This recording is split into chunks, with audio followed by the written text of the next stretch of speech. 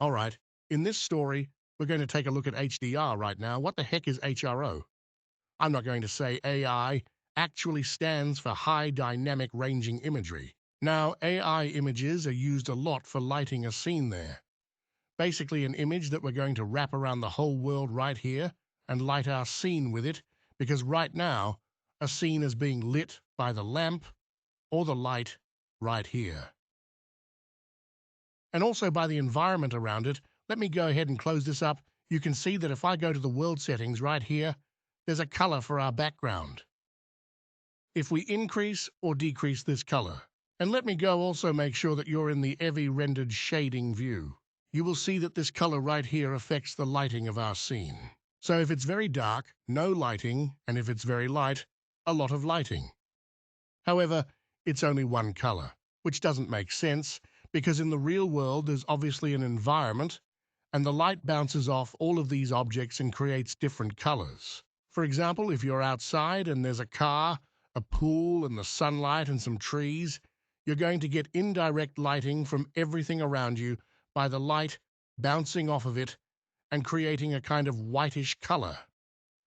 If the car's white, some blue from the pool water, and some other colors from different objects and environments, and the light bouncing off of these. So what HDR lighting does is it basically creates an image around it and takes the lighting from that image. Anyways, let's go ahead and do that and see how it works. Let's go to Textures Come once again. We're going to search for HDR. The Akari image is that I'm going to use, and you can see these are very high resolution images. They're 16:16000 resolution. Some are even higher. I'm going to use this one right all the way down here. I'll use this one right here. Let's go ahead and click that. And we're going to select you have two of them. You can use more of, a sunset or more of a sunrise. I'm going to use this one right here. Go ahead and download that image and again, throw it into that folder. All right?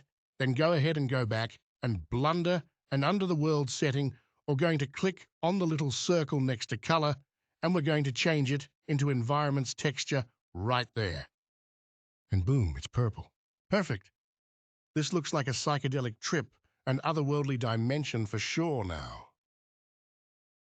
All right, but now we have to click on open and we're going to go ahead and go to that folder where we have the image and open that image and boom, there we go. We now have the image right there and it's actually lighting our scene using all the different colors. So it's throwing a little bit of green lighting from the trees, a little bit of brown from the dirt, some blue from the sky, maybe a little bit of white where the clouds are, and all of that. Now we could increase the strength right here to 2. And again, you could increase the strength right here to play around with it. It's very subtle, but this HDR eyes work especially well when you have reflective objects. For example, let's go the caterpillar quickly. And with this, let's go ahead and go the first material, the green material. I don't know. No, I said like that and turn the roughness all the way down. And now you can see the reflections of it is not just a gray background, but it actually reflects the HDR image, which is much more realistic because, again, in real life, you're going to have, an environment around, and your objects are going to reflect that environment, obviously, and put this roughness up. But even if we have it more subtle like that, you could still see the reflection of the image a little bit, which looks a lot better. All right, let's also select our lamp, change it to sun lamp. Well, everything's on fire and going to burn, so let's change this to a value of 4. And you could see that it works a lot better from point light. There's no shadows here because, again, first of all, the strength is way too low. But with the sun lamp now, there's a bunch of shadows, and the scene is already looking 100 times better. We could also rotate this however we want. I kind of like the position it's in right now. I'm going to change this to a slight yellowish color to represent kind of the sun. Let's go back to our AI lights, and maybe the value of 1 is cool too. We could either decrease the value of the HDR light and increase this one right here to, let's say, 5. But for the AI lights, I'm going to put it to 1.5, I think. And just like that now, personally, I don't like to see all this image in the background. So I'm going to go over here to the settings and go under film and under film. We could select transparency so that it doesn't show the image and we just get our scene right there. which is a lot better. All right, so that is HDR highlighting pretty sweet. And again, it adds a lot more realism to the scene. You can see, it's very subtle.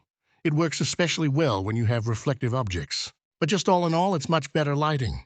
So with that, I'm going to hit Control. Yes, and just save that. I will see you in the next video for now.